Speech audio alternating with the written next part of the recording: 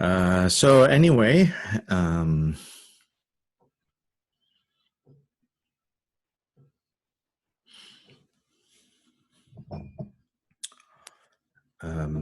thank you again for everyone who yesterday, especially that if you were able to join us for the Guru Puja and the Gana Chakra.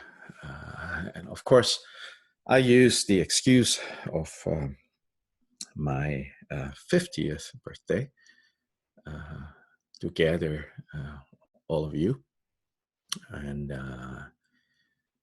I can say it's probably one of the more memorable birthdays, even though physically we're all at different places.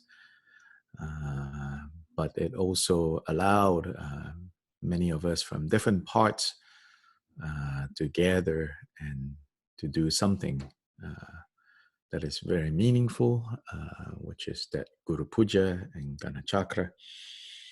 And also particularly to dedicate the longevity dharanis and practices to our teachers.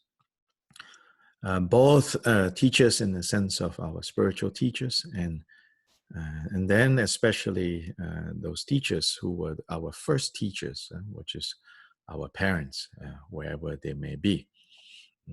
In those who continue to be our parents in this lifetime and those who have been reborn in other states, we remember their kindness. We remember them and dedicate our practice to them.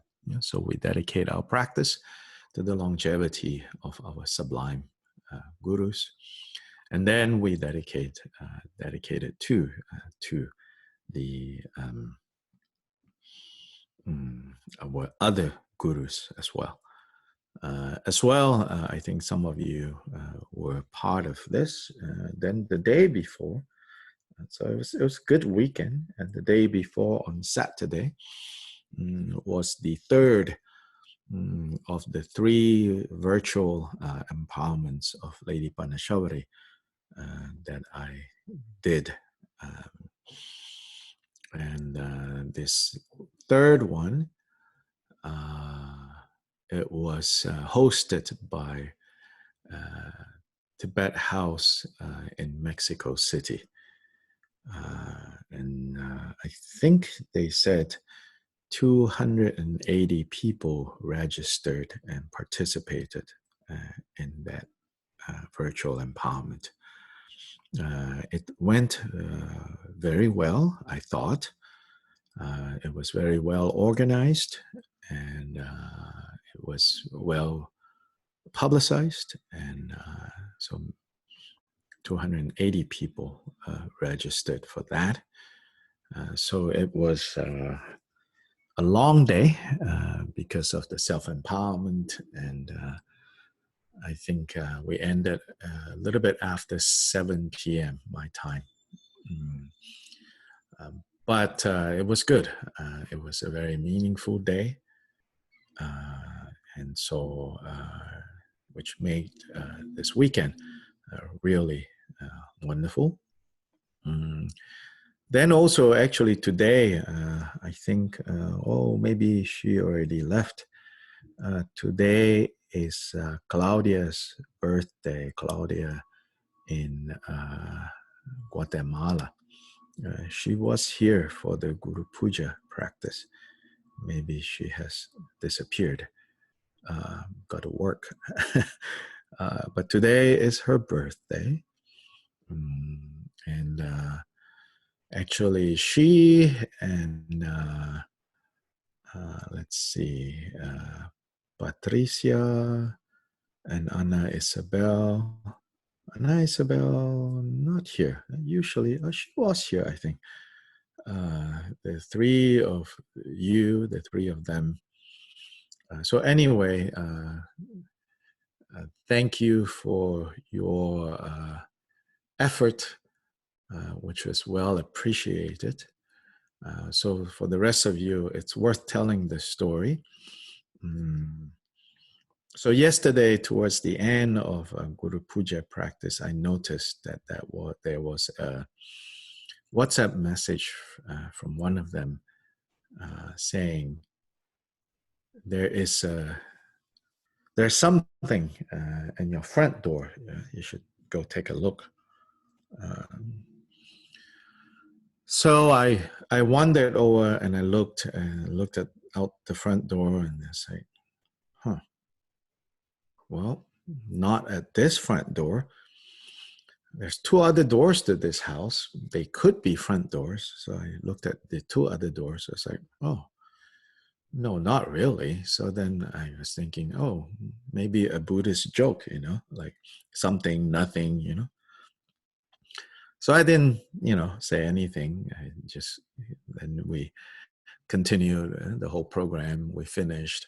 Then after we finished, I was in the backyard doing some work, and my godkids and Joe, they are neighbors, and they came over. We were working on the chicken coop, um, and then and I think Laura came over with some flowers, some very nice tulips that you can see here. Mm. Then at that point, Patricia said, "Are you sure? Like, did you get that?" I was like, "No," and she said, "They said it was delivered at 7 a.m. this morning." I was like, "Well, as far as I can tell, not anywhere in the three doors, body, speech, and mind, three doors. Nowhere in the three doors is there anything in particular."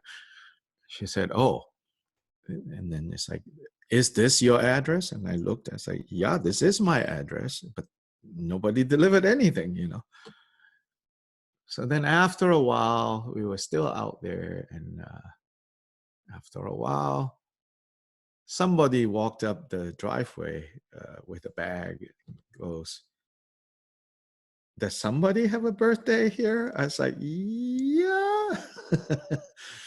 And it was, actually, I recognized this person. This is the owner of a very good bakery in town, Old Europe. Um, and so they delivered a chocolate birthday cake. And so apparently what happened, so the fuller extent of this story, they delivered a cake to some other address and left it there at 7 a.m.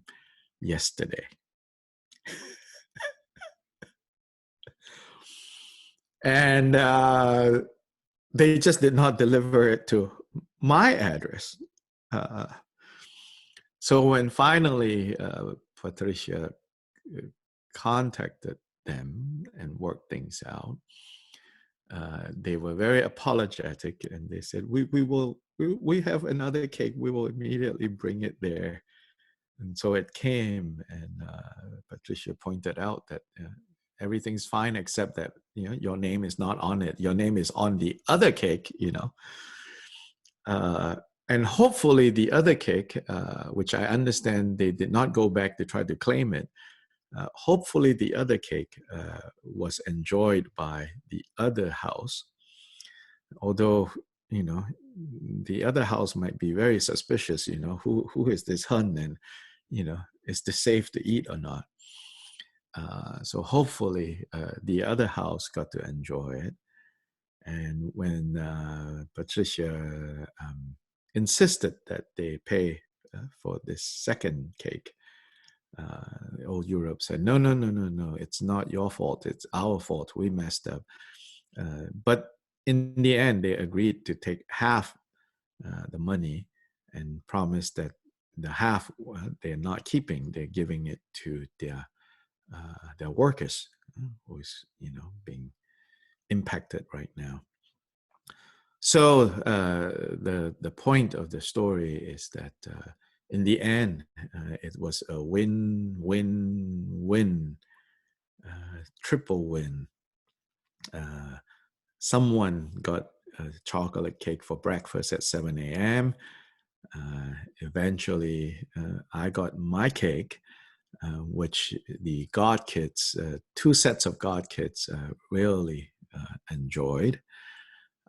And then these people who work at old Europe was able to. So this is another little dendra, like interdependence. So anyway, thank you for the effort. It's not easy to go figure out another town, bakery in another town, call, I'm sure complicated credit card, this, that. But it all worked out in the end, and all in the midst of this zombie apocalypse, that all this happened very magically. So thank you so much. And yeah, Tendril, is the underlying principle that is emphasized so much in Gyopa Rinpoche's teachings, so much so that there is a praise for and prayer for the continued kind of longevity of Gyopa Rinpoche's teachings, which Mipam Rinpoche, early 20th century great Nyingma master, wrote this prayer.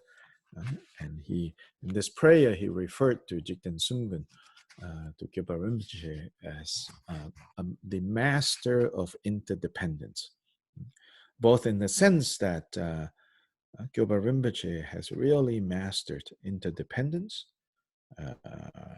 meaning, Buddha, and also, of course, Gyopa Rinpoche's emphasis on the importance of understanding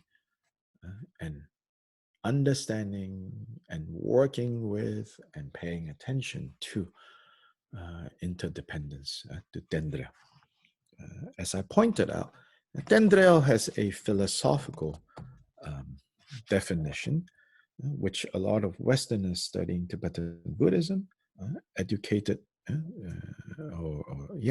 studying Tibetan Buddhist philosophical works.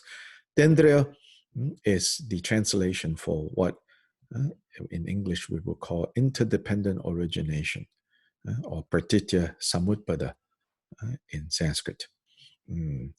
But the extent and the meaning of Dendra or pratitya samutpada is beyond this philosophical, usually only philosophically. Due to this happens, due to that happens. And it's more than that. It's all the subtle causes and effects and causes and conditions, and how one condition will produce and will change the outcome of certain effects and this and that. So it's talking about what we would otherwise say, like, oh, that is so miraculous. When we say something like, oh, that was so miraculous, or, if something that we don't like, we will say, oh, that was so unexpected. Whether you call it unexpected or miraculous or amazing or how horrible, this is all workings of Tendra. So there's all workings of Tendra, of interdependent origination, of interdependence. So what interdependence means here is that it's not fate by any means, fated, because at any point in the unfolding of a particular chain of causes and effects, there's all these possibilities that can turn the outcome of certain chain of causes and effects to manifest in a certain way. And so on the one hand, it means it can mean, it is so uncertain. On the other hand, it also means that, we are not locked into a situation. We're not locked into a situation. We're not stuck in a situation. Unless we freeze ourselves in that situation, which is often what we do. I was just talking on my birthday. My parents called and I was talking to them. And So my dad, very honestly just said, yeah, things are fine. But then he said, yeah, but it's so easy. He said, like to get mm, down and, sad or depressed when you listen to the news. And I say, why are you listening to the news? And he said, well, you turn on the TV. I say, but you have so many channels on TV, just don't go to the news channel. He said, yeah. And then we talked about not, letting your mind be consumed by worries and scenarios that there's nothing that you can do about. I said, you are in your 80s, if we state it in ways that doesn't sound so good, then bluntly, not many years left. Uh, what do you want to occupy these years with? What do you want to occupy these days with? Worry and stress about things that you cannot change? Or are you just going to learn and appreciate, to be happy and find happiness, in things that you have in front of you? You say, yeah, he said, yeah, I get that, he said, but then he said something, which I think we all say that, then he said something like, he said, yeah, but that takes discipline, that takes training. And then he says, I'm too old, to do that. On one level, you could say, yeah, you're too old to do that. But Khyaba Rinpoche, in Gongchik, actually, will say, everything is the embodiment. In one of the Vajra statements, he says, everything is the embodiment of momentary reality. Everything is simply the embodiment of momentary reality. So I tried, in simple words to explain to my dad. You can say, yes, oh, I already lived to my 80s. It's going to be hard for me to change.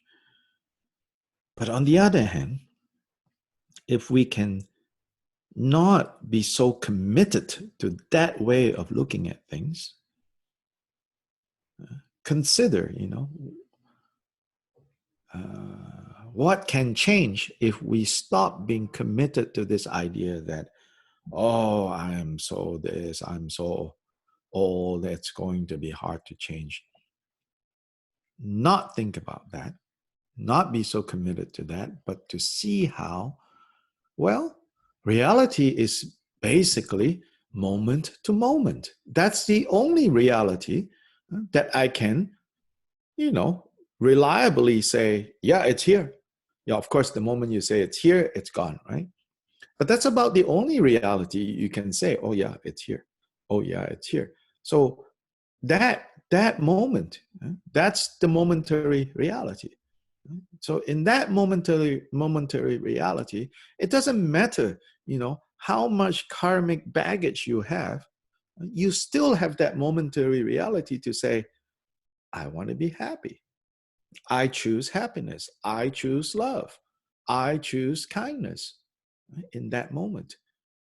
Then just that moment, then that moment you are kind, that moment you are open, that moment you are loving. And that's all, you don't need to go think about, oh, tomorrow will I be or will I not be? If you can see, if you can remain in that momentary awareness, that moment, then that's enough.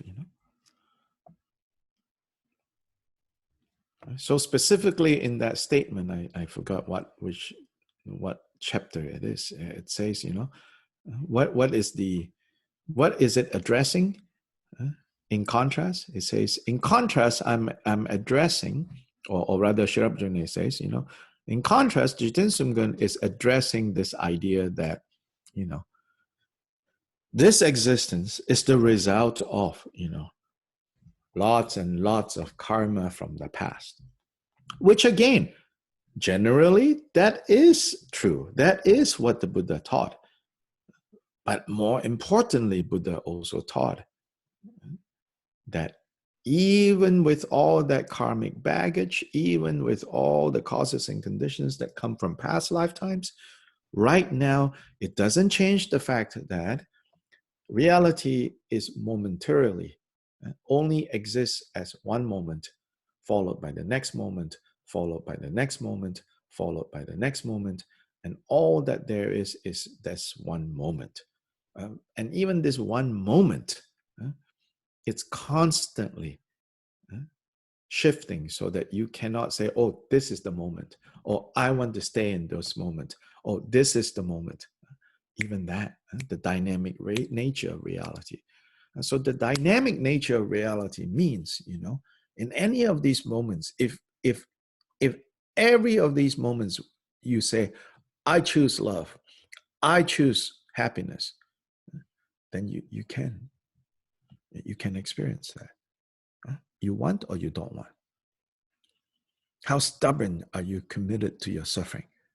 How stubbornly are you committed to your suffering? If you're very stubborn and insist on suffering, then nothing anybody can do to change that. Yeah.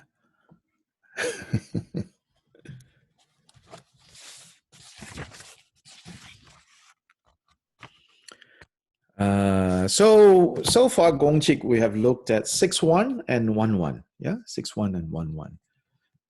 I said now we want to look at 1-2. 1-2. So we go back to 1-2. Yeah? So 1-2. The Vajra statement is the one in bold. And that is the statement that Jigten Sumgen at some point he made, right? And Sherab Jungne is the one that has collected these statements. Then the words before the bolded is, according to what we know, that is provided by Sherab Jungne to give people context for what was Kyoba Rinpoche addressing primarily when he made that Vajra statement. So the Vajra statement 1-2 is, the 84,000 collections of the teachings are all one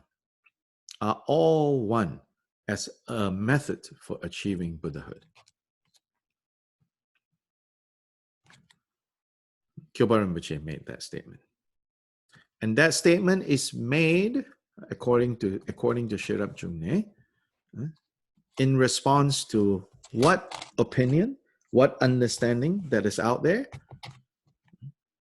Then people claim that since a collection of 84,000 teachings has been taught, people claim that by entering any one of these entrance gates, one would attain great awakening.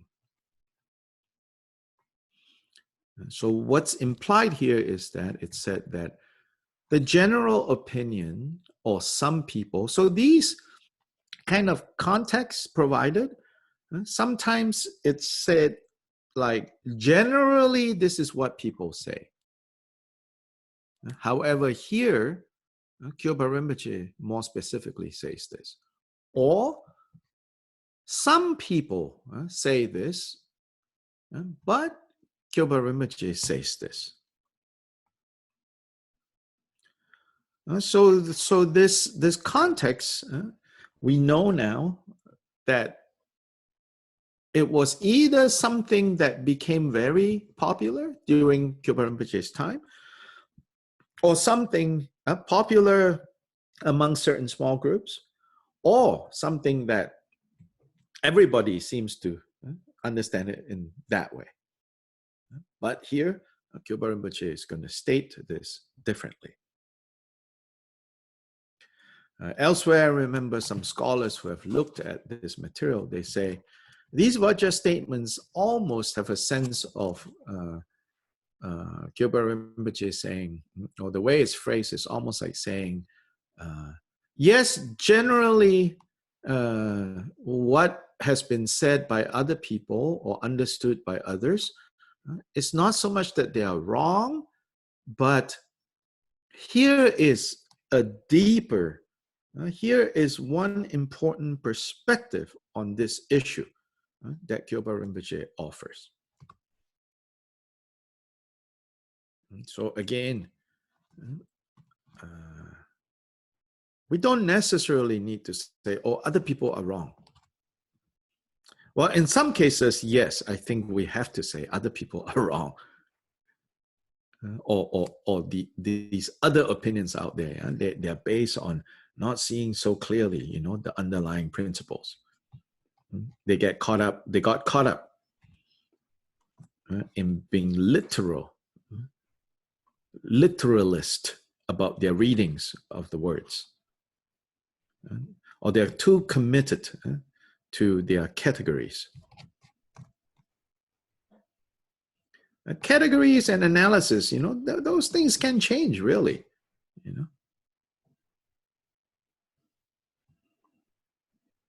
But they got too caught up. So now this Vajra statement is going to address. So there's a sense of that. So anyway, here. So here is saying, there are some who think that these 84,000 teachings are basically 84,000 distinctive teachings. So that all you need to do is to take one, and you can achieve great awakening that way. So implied in this, what some people claim is that the 84,000 teachings don't necessarily, cannot necessarily be harmonized, because they're kind of separate. That is part of the implication that is being addressed here. So here, but instead, Kyoba Rinpoche's position is that the 84,000 collections of the teachings are all one as a method of achieving Buddhahood. Then following this is Rigzin Chodra's commentary, written 200-300 years later. And keeping in mind, Rigzin Chodra had two, right? I said two, you could say, concerns when he wrote his commentary. One, to teach the Gongchik independent of polemics and debate. Two, to respond to polemics and debates that have arisen in the last couple 200-300 years, and to kind of speak up, so to say, for this material, because it has been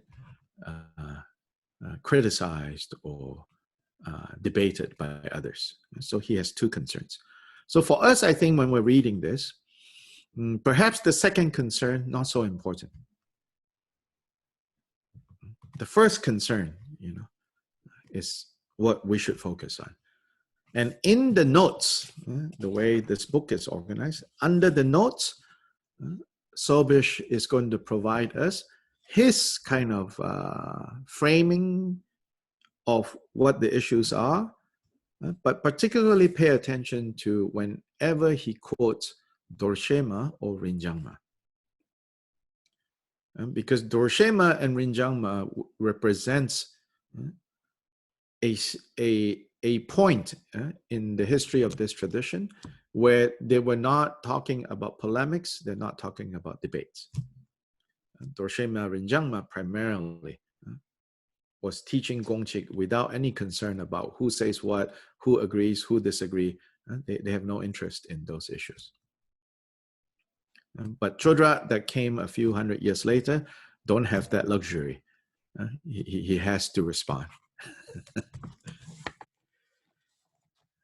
So, any questions, specifically what I just said? Is there anything that needs clarification before we look at the Rigzin Chodra's commentary?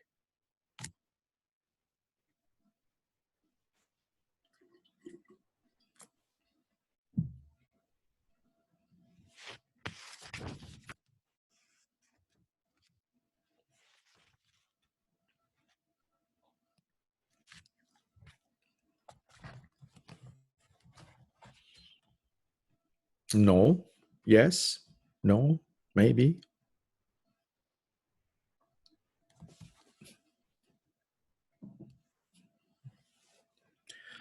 If no, we continue. Yeah? The Buddha taught that the 84,000 collections of the teachings, the Buddha taught the 84,000 collections of the teachings as an antidote to the 84,000 kleshas that arise from the three kleshas or poisons, or from cognitive misorientation alone in the natural continuum of beings. Kleshas and the cognitive misorientation. Cognitive misorientation is the most subtle level of obscurations. And then the more gross ones are the three poisons, and then resulting in the 84,000 afflictions. And so here Chodra says, Buddha taught 84,000 teachings as antidotes to 84,000 kleshas. The implication is we, each of us, have 84,000 kleshas. Infinite, kleshas. It is not the case that apart from teachings that are well suited to a particular being and that one must practice, one must not practice other collections of teachings. So it says, it's not the case, that you say, oh, this is suitable. Oh, this particular teaching, this particular practice, this is suitable for me. Then I will only focus on this. I'm not going to go practice the other things because I don't. That's not for me. It's saying don't think like that. Of course, it's also not saying right now you do it all. This is not about that. But this is about having a proper understanding what it means when it says Buddha taught 84,000. And so that's why, like in the East Asian tradition, the way they express the Bodhisattva vow, there's one that says 法门无量誓愿学. So the Dharma gates, the Dharma doors, which is these 84,000, 84,000法门. The Dharma gates, the Dharma doors are 84,000. So the vow says, though the Dharma gates are infinite, 法门无量. So though the Dharma gates, the Dharma methods are immeasurable, I vow to study them, to master them. 誓愿学. So you make a resolve to study them, to practice them. And so same idea here. Moreover, it is also not the case that except for an essence that combines all the subtle and coarse afflictions in the natural continuum of the beings, there would be other afflictions such as a delusion existing only in some beings and a desire existing only in some others. As Acharya Virya says, since the sicknesses of absolutely all the desires and so forth are continuously intertwined with the continuum, meaning within each person, they pervade the constituents of the body. So here it says, basically, it is not the case that you have certain afflictions that other people don't have. And other people have other kleshas that, that they have and you don't have. In fact, we all have all the kleshas. It's just how strongly do certain kleshas manifest in a given lifetime, and what kinds are hidden. And this is, to me, this is good to see this, because then we won't become like kind of falsely prideful and say, oh, I don't have that problem. No, that aspect of that problem has not manifested. Conditions are not stirring it up, that's all. It's there.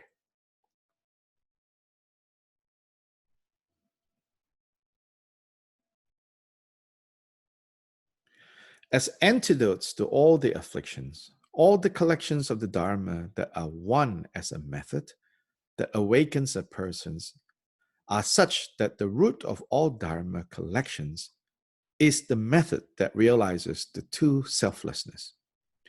The two types of selflessness of persons, the coarse selflessness, and the selflessness of phenomena, the subtle selflessness.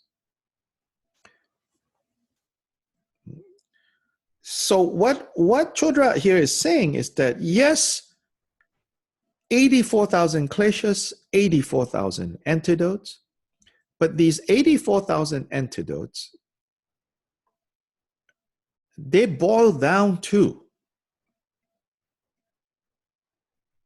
the method that realizes the two selflessness, the two selflessnesses.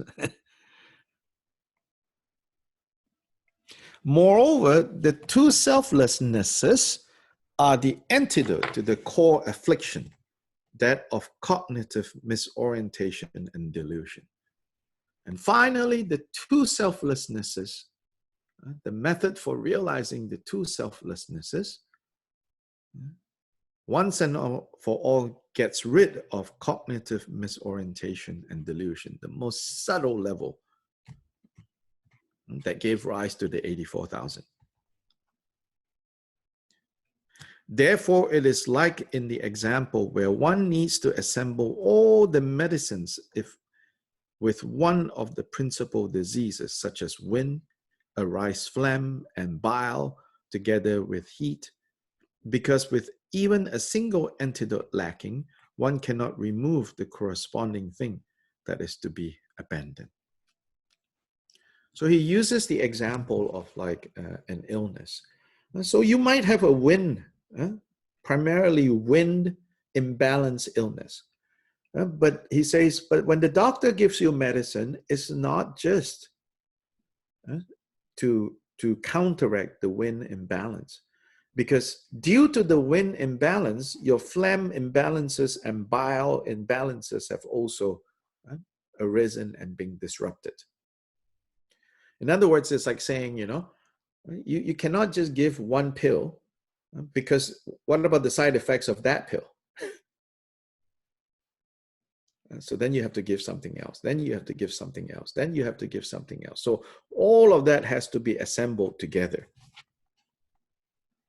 Therefore, since there's no case in which all the other individual afflictions are absent, nothing but all the dharmas in their entirety have to be practiced, and one should never reject one of them.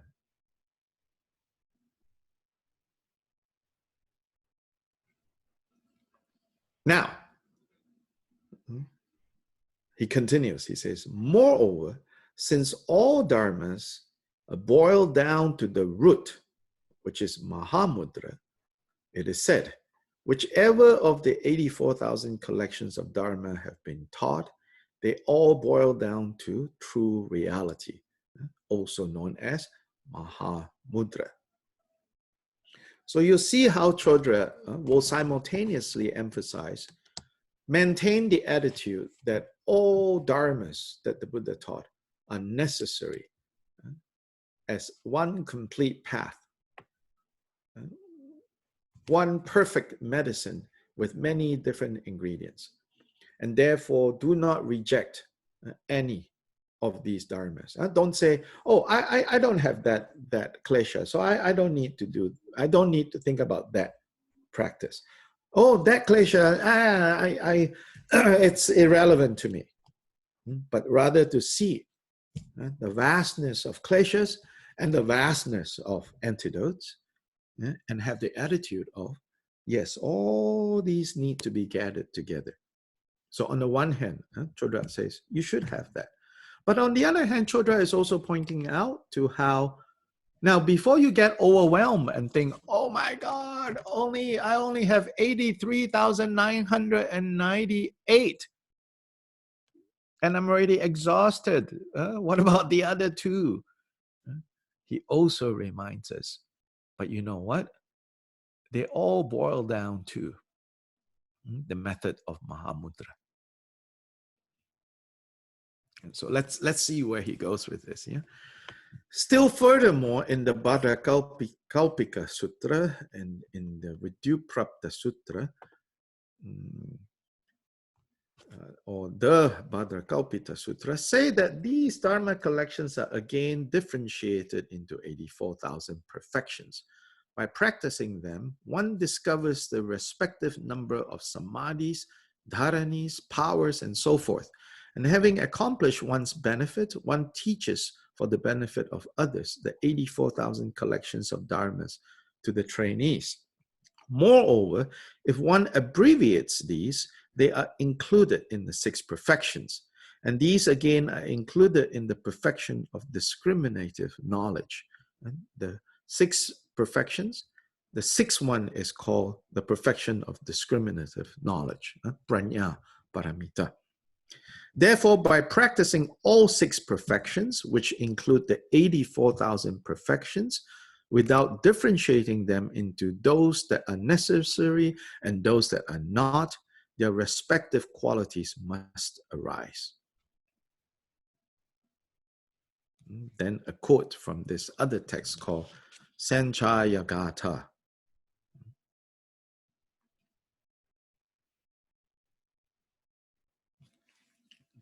Where the practice of the 6 perfections is given in summary.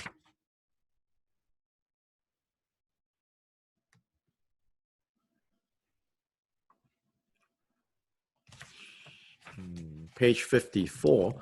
Moreover, from this cause arise this result, which accomplishes the major and minor marks of a perfect Buddha and so forth, namely the inexhaustible body, speech, and mind, the wheel of ornaments, is infinitely taught in the various collection of sutras.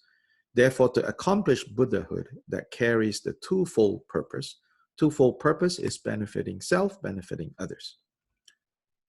It is necessary to practice the 84,000 collections of teachings as antidotes to the 84,000 afflictions, and except for that alone, there is nothing that one must abandon or accept.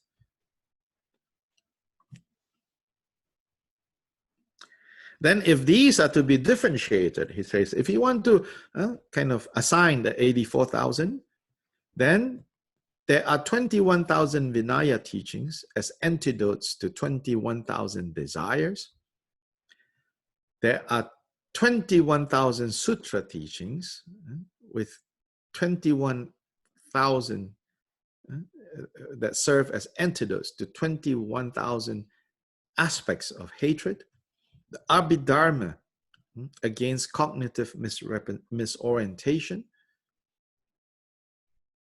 And all the 3 Pitakas equally against all 3 combined. That's how you arrive at 84,000. The Vinaya, this is the Tripitaka, the 3 collections of the Buddha's teachings. The Vinaya collection, 21,000. Sutra collection, 21,000. Higher Dharma, Abhidharma, 21,000. For the 3 poisons, each of the 21,000.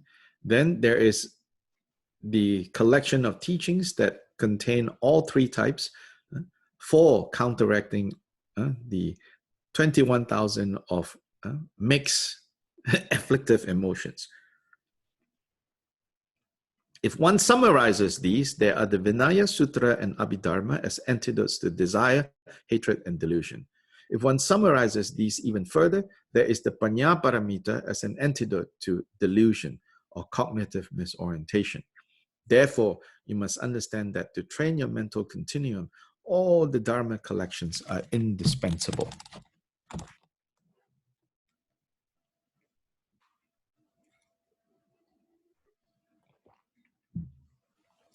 To be fair, I think you can say Well,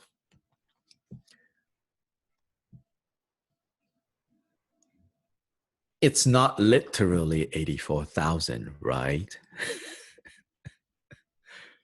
Yeah, because yeah, if you push him and you say, okay, you say 21,000 in the Vinaya, can you start counting for me?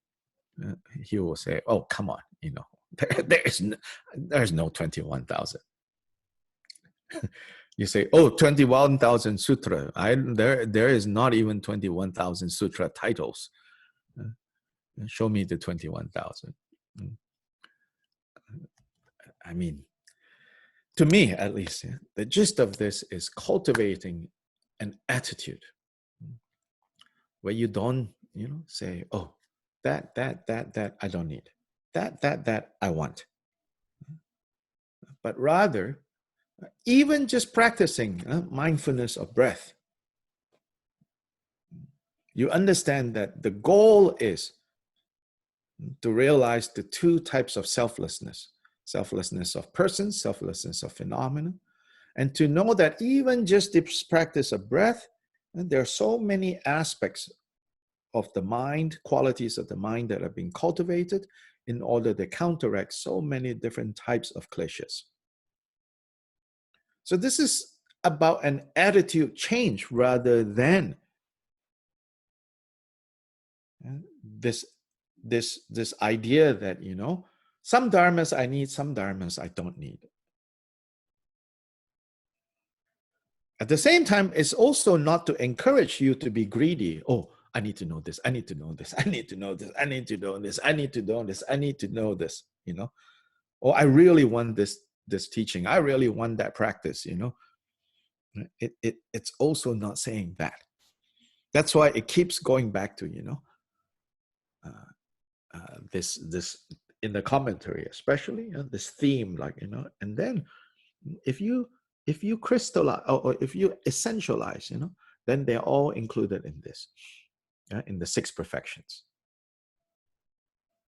And then you essentialize, and they're included in the body, speech, and mind practices.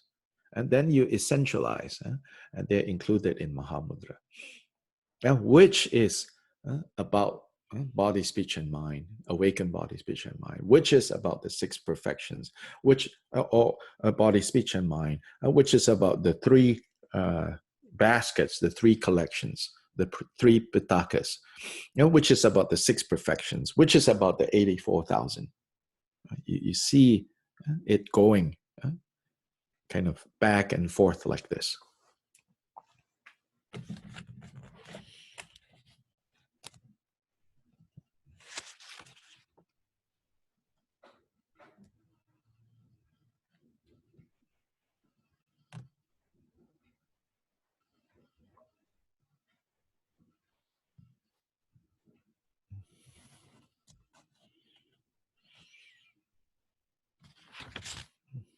Guru, I have a question. Yes. This might sound a bit stupid. The 84,000 that you just mentioned, you said comprised of the suttas, the Vinaya, and the Abhidhamma. Yes. Is this coming from the Pure Land, Theravada, Pali Suttas? What do you mean? I don't know. I got confused. I don't understand your question. Okay, the suttas that you mentioned, the Vinaya that you mentioned, and the Abhidharma, yes. and Abhidhamma is the Tibetan one, the Han Mahayana one, or the Theravada one? Which one are you referring to? Or all? What are we reading? Oh, okay, Tibetan, right. Rigzin Chodra, you know, did not have the Pali canon. Okay, all right. Yeah, Rigzin Chodra did not have the Taisho Kyo. Rigzin Chodra had the, you know, Kangyo and Tengyo. So first, you have to understand that. Then secondly, you also need to understand,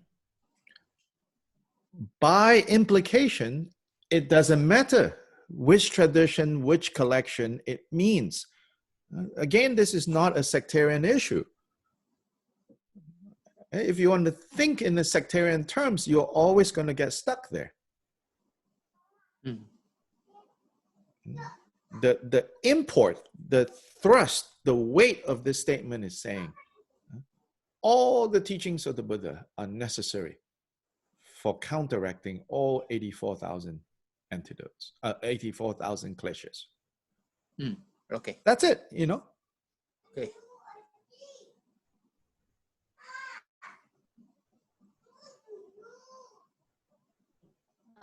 Dr. Lai. Yes. Yeah. Actually, quite often I heard that in Mahayana Buddhism, so Define your terms, Mahayana Buddhism. in Chinese Buddhism, We have to be very precise with our terms. That's why. Good.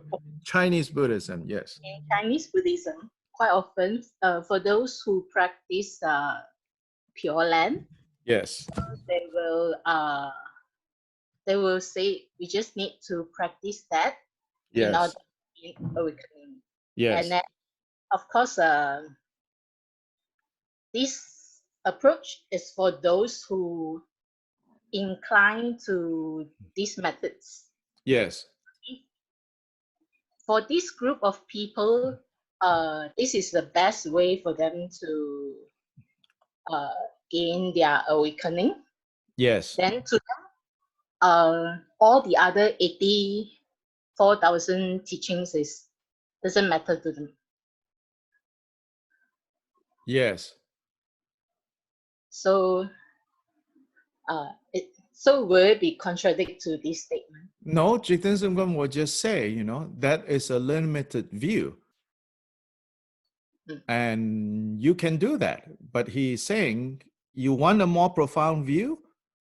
Then you need to understand that even in the so-called single practice of Pure Land, it's not one practice.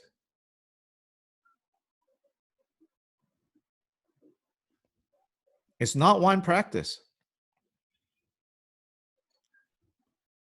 So the equivalent would be Mahamudra in this tradition. Some people say, oh, just practice Mahamudra.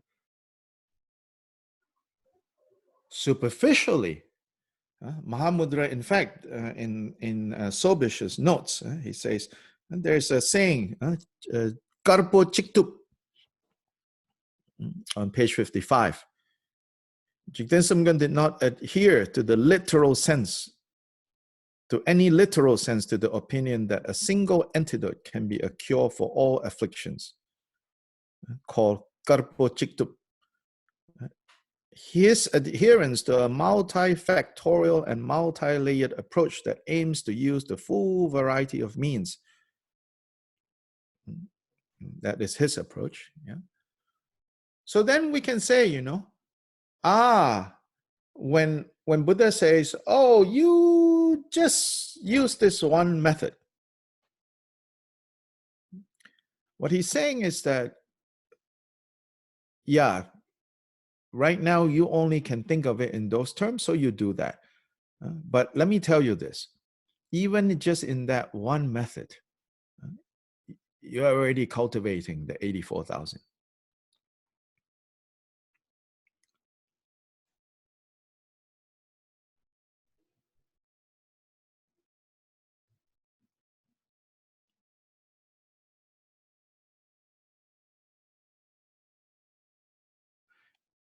It's the attitude that he's concerned about. That, oh, I'm only going to do this because the others, you know, and I don't need. That is what this statement is concerned about. And yes, that is actually, I would say, and this is where I will not say, oh yeah, either way. This is where I will say, you know, some of the problems of this wrong view is when people say, oh, this is it, you know, and everybody, you just follow this. This is it. Other things you don't need, you know, don't need to practice other things.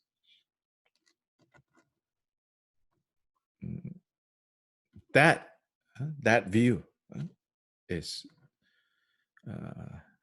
what's being addressed. More extreme of this view would be certain types of understandings of like Nichiren tradition, for example. You just chant Nam Myoho Renge Kyo, nothing else you need to do. Everything else you abandon. In fact, they actively, they'll say, you abandon everything else. You just chant that.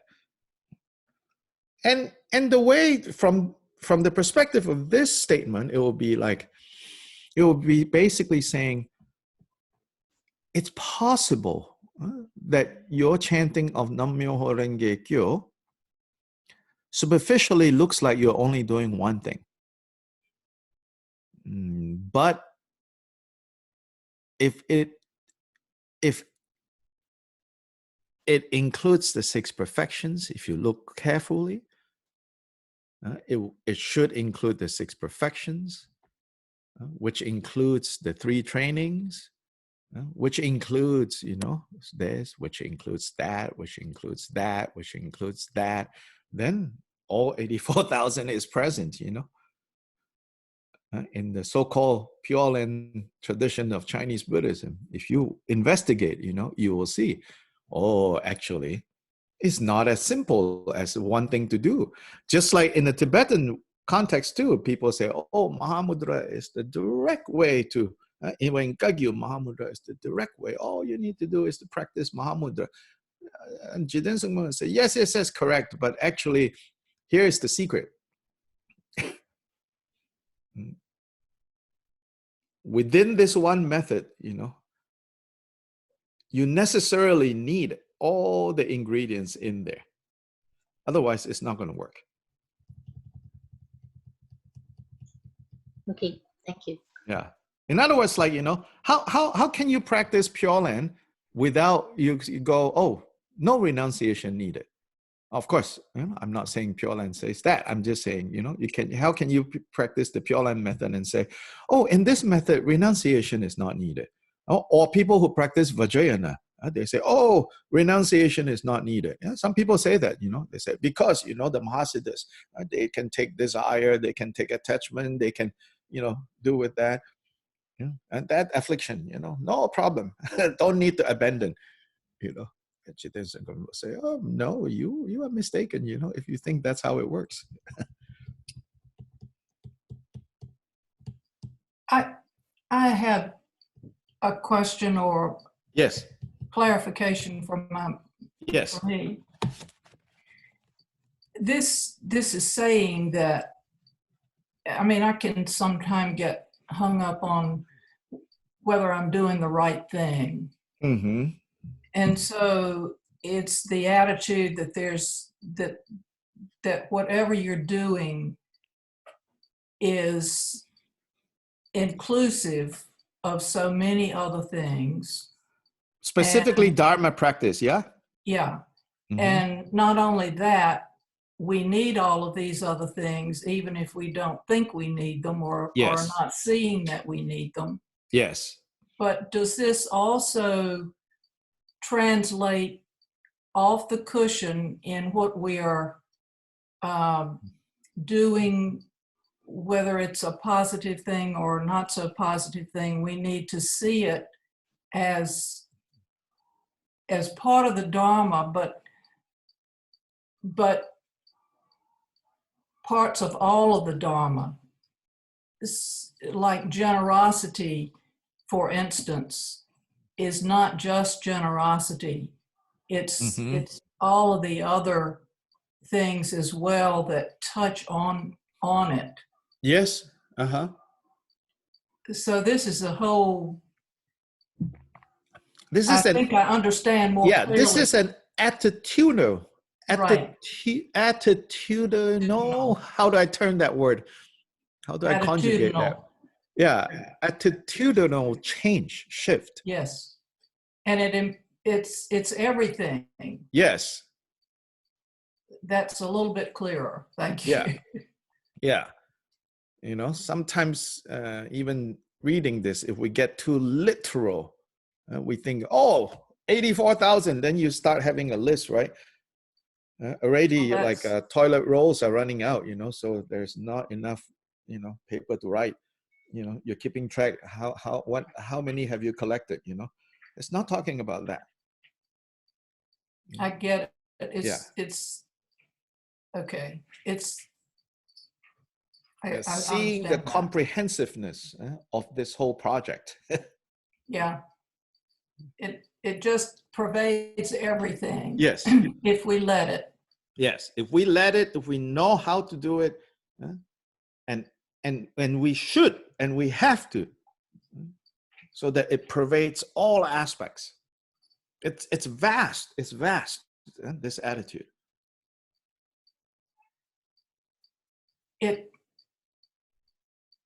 It's an opening of our perception. Yes. Correct. Of what we are about. Yes. So then, in more practical terms, right? Or not more practical, apply this to some of the questions that are coming from friends in Malaysia, because they exist in, you know, with many, many different, they have so many options, you know, in a very small place. You can practice this, practice this, practice this, practice this, practice this, practice this, practice this. And then there are places that, you know, bring all these practices together. And so, you know, you're always jumping from one choice to the next choice, to the next choice, to the next choice, you know. So how, I can tell, I can try to give one example. If you ground yourself in this understanding, then when you see other people doing other things that are part of the Buddhist family, Dharma family, and when they get too excited and they say, oh, Vipassana is the one way, you know, that's it, you know, no need to do any other things. You can hear that statement and say, yeah, correct. But that simply means, you know, that there is, that one method for them is working on so many different things. And you can just let that be. You don't need to argue with them. You don't need to, you know, contradict them, correct them. You can include them. But also, more importantly, this attitude means you don't need to go, oh, should I do that instead?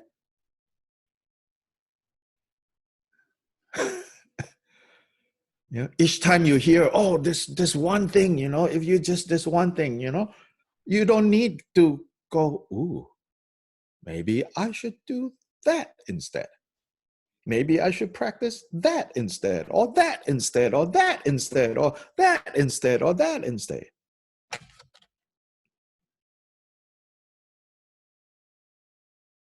Then more specific in the context of just Tibetan context, again, you know, many choices. This lineage, that lineage, this lineage, that lineage, this deity, that deity. This great perfection, great seal, great middle way, greatest of the great. When you have this attitude, when you have this understanding, you know, you're like, yeah, it's all great. If you know how to practice, you know, practicing one thing encompasses everything. If you don't know how to practice, practicing everything includes nothing.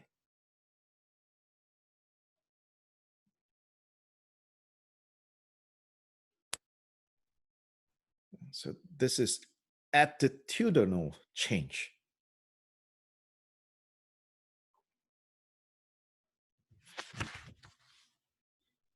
Then no more chasing around, no more running around.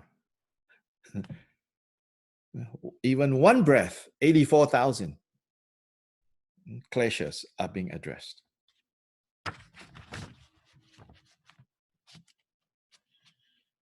One act of kindness, giving one grain of rice to an ant, 84,000 remedies present.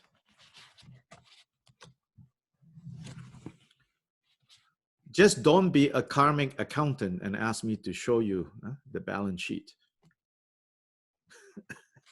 the P&L. Then, then you're not understanding what this is saying.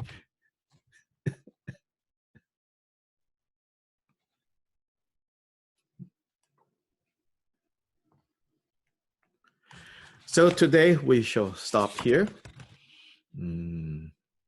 We will continue in the Vajra statement 1.3 the next time we meet. So I'm going to send some pages to the WhatsApp group. If you're not in that WhatsApp group, please send me a message. We will put you in there. So we will look at Vajra statement 1.3 in the next meeting. 1.3, it's about then more specifically the 3 Pitakas and the 4 Tantra classes. Again, you know, it's elaborating on this 1.2 into a more specific, a more detailed look. The implications of 1.2 is going to be further elaborated in 1.3. In statement 1.3, in statement 1.4, 1.5, actually, 1.6, you know, various different aspects of that. So 1.2 is kind of an overall. It's an overall kind of summary or a very compact statement that will be unfolded, or elaborated in the next few statements until 1.6. 1.7 takes a certain other turn. 1.7 takes a certain, in my opinion, other turn. 1.7, 1.8, it's going in slightly different direction. Lots of twists and turns.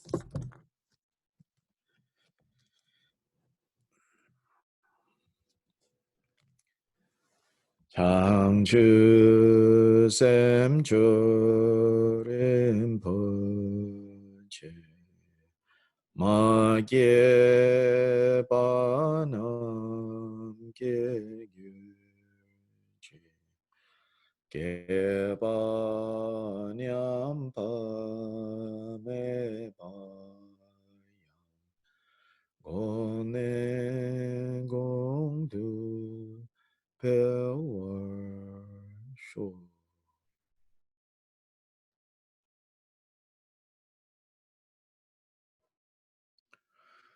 Okay, Tata.